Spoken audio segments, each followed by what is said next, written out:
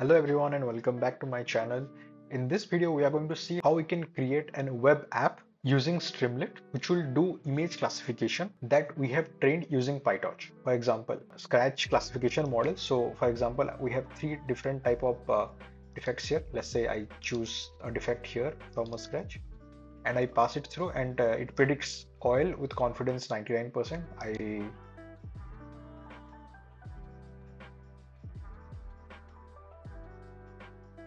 So at the end of this video, you should be able to know how to train a PyTorch model and then how we can implement that model in Streamlit so that we can get the inference in a very interactive way.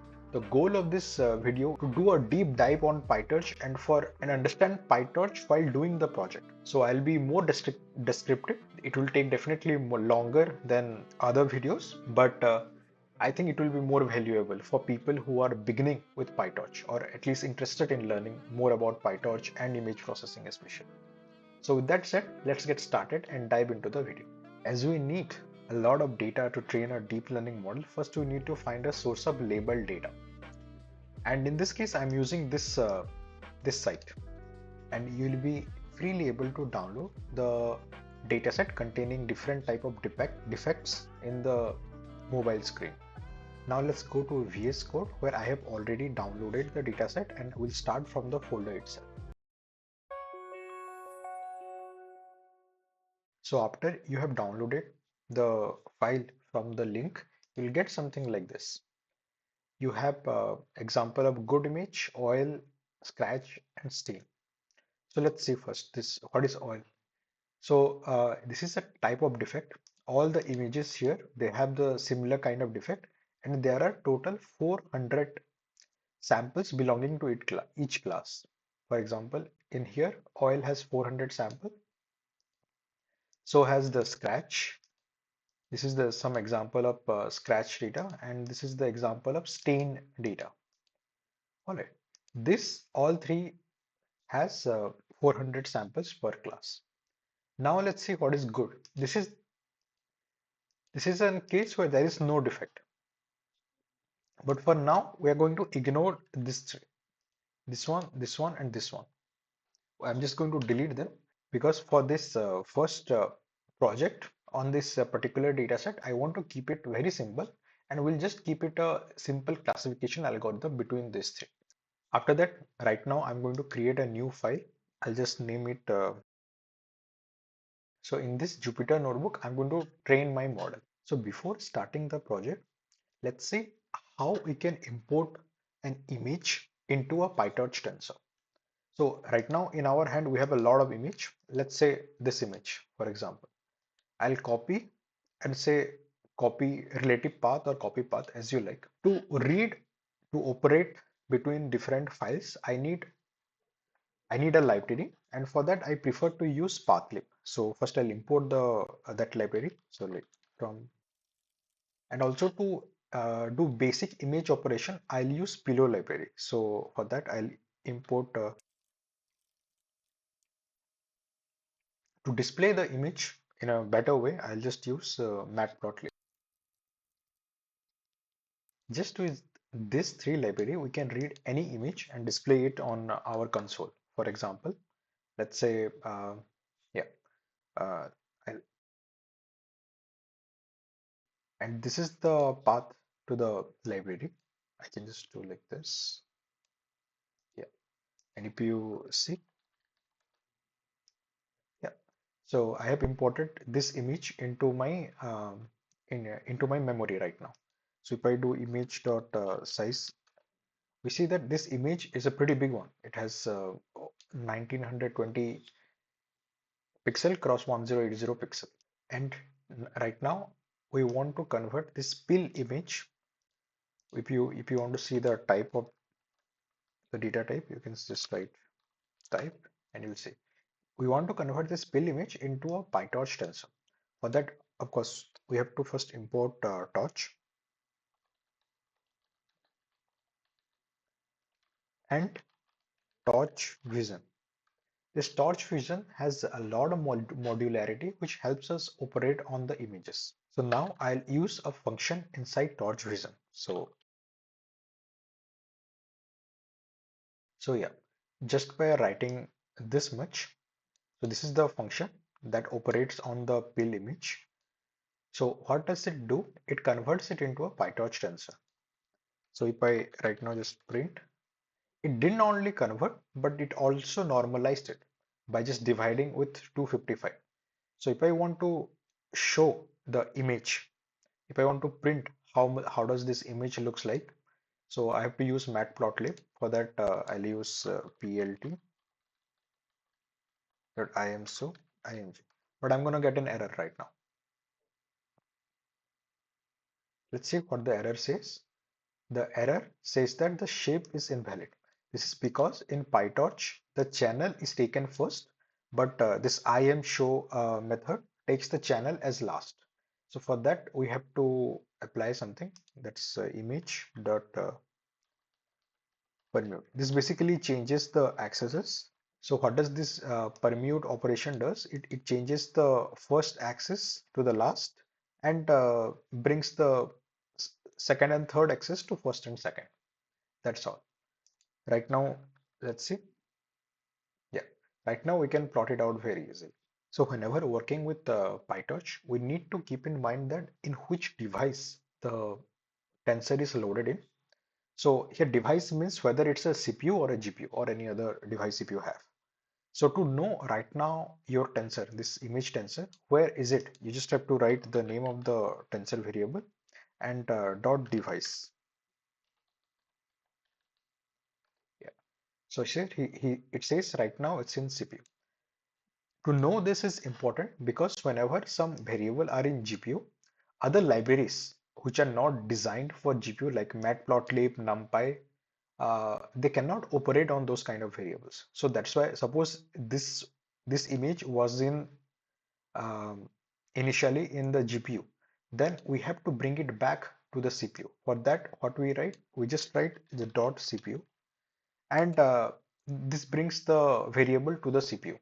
So if the variable is already in the CPU, it doesn't change anything. But if it's in the GPU, then you'd like to bring it to the CPU, then operate other libraries such as NumPy or Matplotlib. That's one thing to take care of. So let's say I want to transfer my this image variable into GPU. Then how I can do it? I have to write image equal to image dot to CUDA. So here CUDA refers to the GPU. So right now my image will be transferred to the GPU, and if I write image dot device, so you see that, and then if I do image equal to image dot CPU, right now the device will change back to CPU. So this is the two method to bring it to different device is kind of used frequently in PyTorch, so you need to keep in mind of that. All right, so now let's get rid of all this. So right now I know how I can import one image at a time uh, to my memory or to my console, and how I can operate on it as well using PyTorch. But the question comes, so during the training of a deep learning model, we have to go through all of these images. So now we have to think how we can easily iterate through all of the images in our dataset and train the model. For that, PyTorch already offers us very nice functionality. They are called dataset and data loaders. So now let's explore that. What is a dataset and what is a data loader? So first I'll import the dataset part.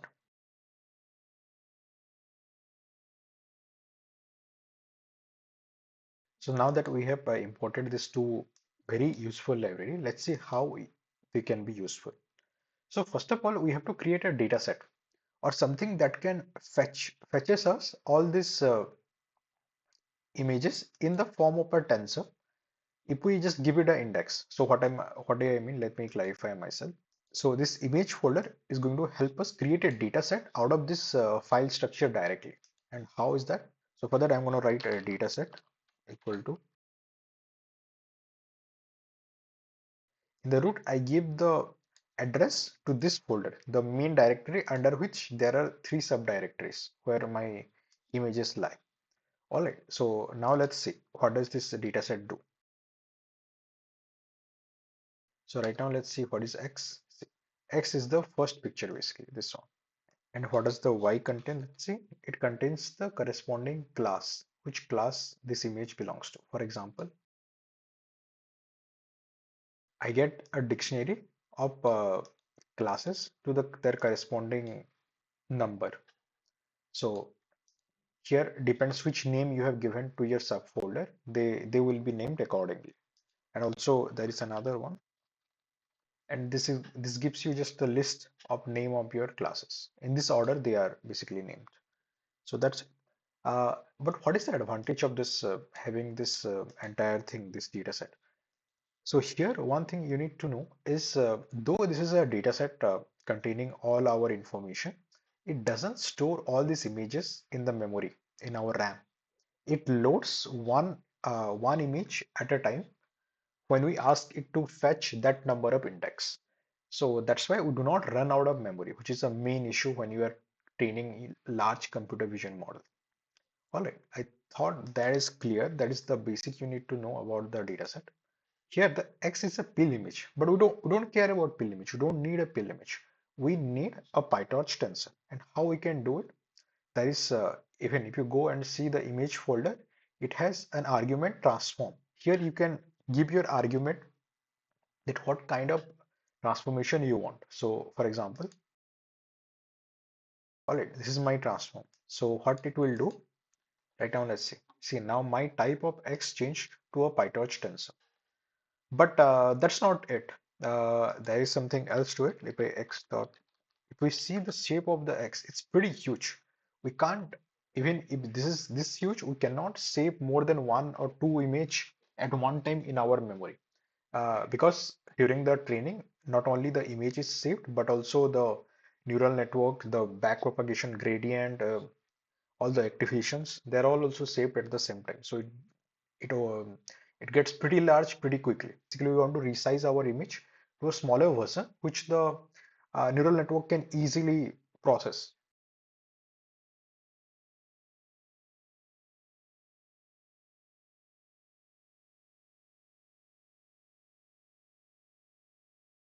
So all right.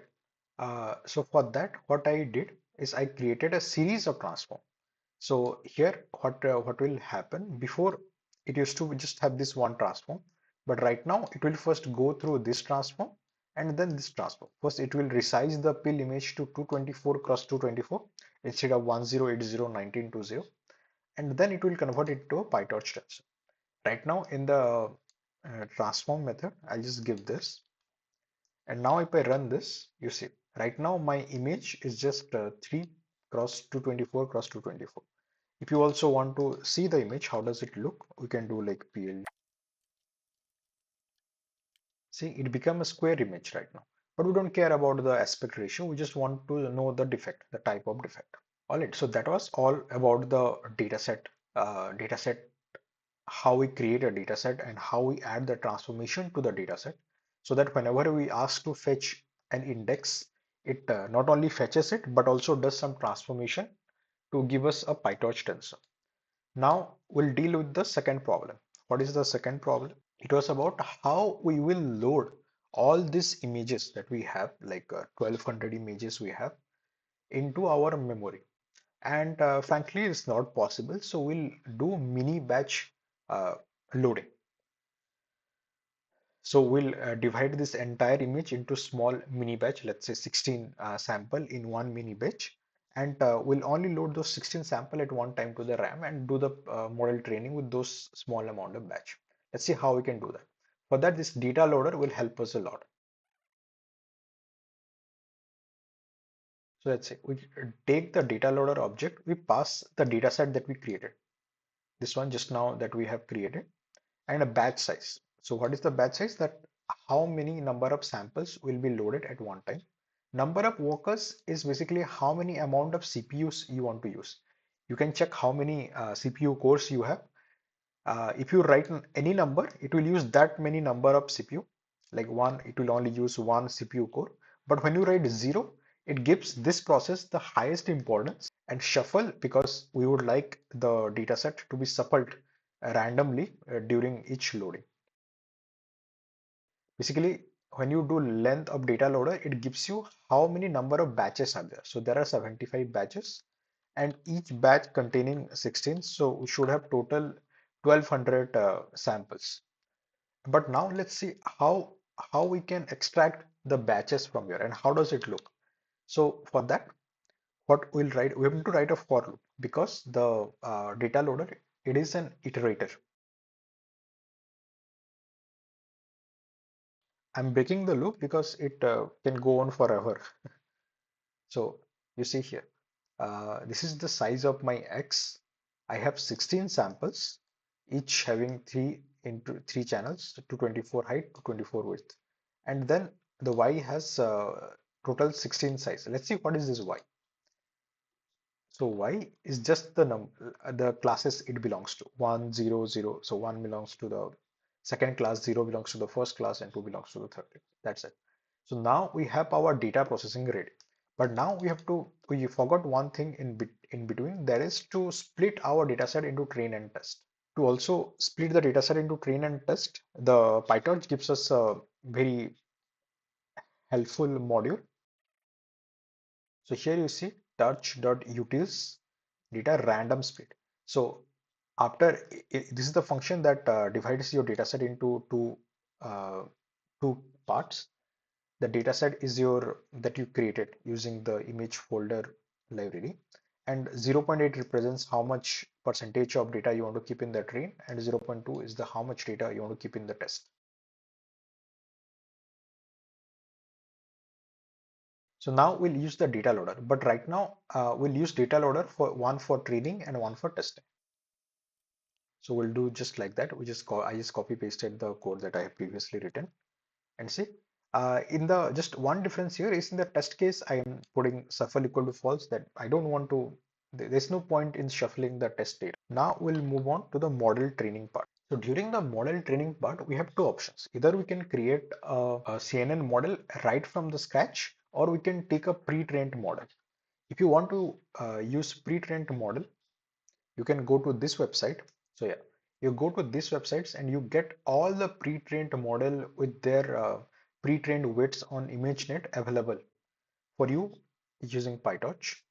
And you can just simply write like this: import torch vision model set model, and different model you have a plethora of model based on your preference. But right now I'm going to choose mobile net as for my case. So for this example case, I decided to use mobile net because it's a very small model. It's just 16 MB or something. And I use pre-trained weights, of course. So you have to import this library called torch info. After that, we do this torch info.summary of the model, and it creates basically a nicer graph for us. We see that it has a lot of convolution, batch norm, inverted residual, and it has total 3 million, more 3.5 million parameters, and all of them are trainable. But we don't want that. We want to freeze most of the training right now. And how we do that? How we can freeze the training? It's pretty easy in PyTorch. So yeah, you do this, the parameters in the parameter of the CNN model, and we put require gradient equal to false. That means they won't learn anything. So after that, you see trainable parameters is 0. That means none of them will learn. But then how will our model understand anything? So for that, we are just going to play with the last one. You see here, so to make our model trainable, we are just going to play with this linear layer. Right now, in the output of the linear layer, you have 1000 classes, but we just need 3. So we are just going to change it, and we're just going to learn those 3 classes. And how we can do that? It's also fairly simple, just one line of code, in fact. So in the CNN model, you see, you can access any of this layer. So if I want to use the last layer, I just write CNN model dot classifier. So for example, see it give me the last one. And if I want to see that what is the in feature and out feature, there is two things in this classifier layer. There is a 0 and there is 1. So if I want to see the fully connected one. So this is the fully connected one, and you see it has input is 1280 and output is 1000, representing 1000 classes. But I want to change it. I don't want to have 1000, but I want to have 3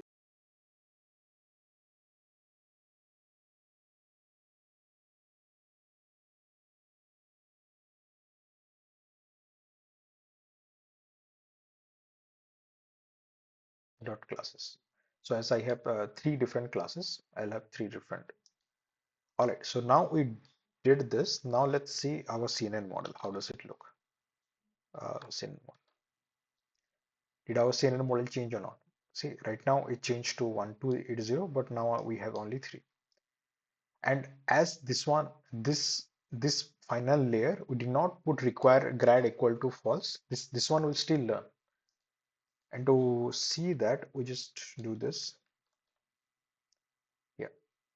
See, right now have we trainable parameters, 3800 trainable parameters, which will train during our learning.